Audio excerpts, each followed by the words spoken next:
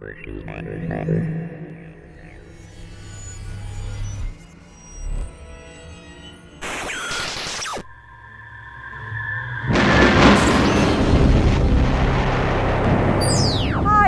this is NASA Now, using fission power to fuel space technology. And why is hydrogen the most effective fuel for rocket propulsion? That's ahead, but first, here's what's happening at NASA Now.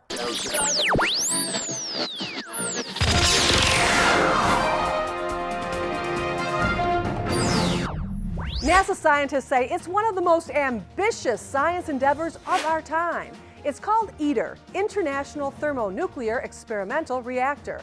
The reactor is the core for the new fusion power plant being built in southern France. Its goal? To produce fusion energy. The experimental reactor is scheduled to be built in 2018. And we're just weeks away from the launch of Aquarius. Aquarius is a satellite mission that will measure global sea surface salinity. What's salinity? The amount or percentage of salt in water. The information will help NASA with climate studies and measurement in glacial changes. Hey, now let's take a look at the past. Nuclear fission was first discovered in Germany in 1938. 4 years later, December 2, 1942, the first successful nuclear fission experiment took place at the University of Chicago inside the college stadium.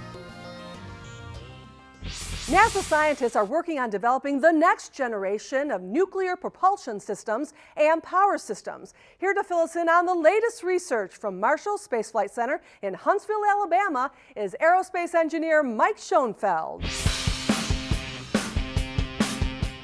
Fission power has actually been considered for use for space technology since the early time of the discovery of fission for nuclear power here on Earth. In fission, we have typically very large atoms which can be split either by another particle hitting them or them becoming unstable. And so when a very large atom splits, that releases energy. That energy can then manifest in the form of heat, which can then be transported and converted into electricity. Fusion, on the other hand, has to do with very small or light atoms. In that case, the very light atoms are fused or combined together, which also releases energy.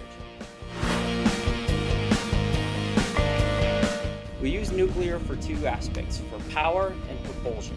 We use the power for generating electricity to run equipment and support a habitat and run life support systems. And for propulsion, we would use it for a more effective, rapid way to explore and get to places in the solar system. All propulsion is essentially exerting a lot of mass out the back of a rocket engine through a nozzle. Chemical rockets get high temperature gas by doing combustion. A nuclear rocket, on the other end, does not get its high temperature from combustion, but from the nuclear reactions. We flow hydrogen over a nuclear reactor that then picks up the heat from the reactor and cools it in the process, and that then forms the high temperature gas that's exerted out the back. The way we simulate the heat from a nuclear reactor is with these electrical resistive elements that we've developed. And essentially, it's kind of like a stovetop in your home, where you run an electrical current through a heater to produce heat. During testing, we would use several of these fill pins to combine them together to simulate a very small-scale nuclear core.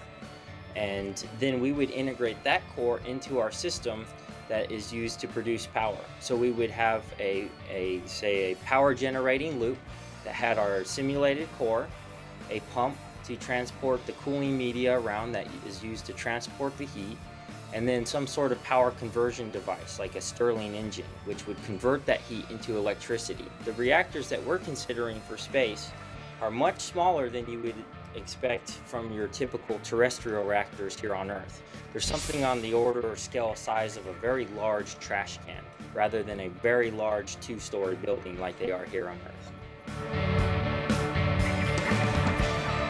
Utilizing nuclear power or nuclear for power and propulsion in space is a technology that would greatly enable our ability to explore space. We would have an abundant supply of power that's very insensitive, or doesn't matter where it's located. This would greatly enable exploration because you would have a reliable source of power that could operate irregardless of solar intensity, and so open up many locations for exploration. Hey, now it's time to check out what's up. Next time the sun is out, think about the naturally occurring nuclear fusion that's going on deep inside its core. The process of fusion in the sun is known as the proton-proton chain. The sun starts with hydrogen and through a series of steps turns it into helium. Since the total energy of helium is less than the energy of the protons from the hydrogen that went into it, this fusion releases huge amounts of energy. Now that's solar power.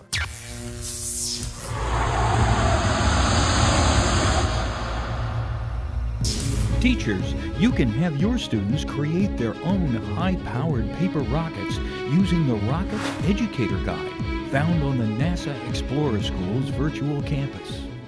Well, that's it for NASA Now. Be sure to tune in next week when we learn about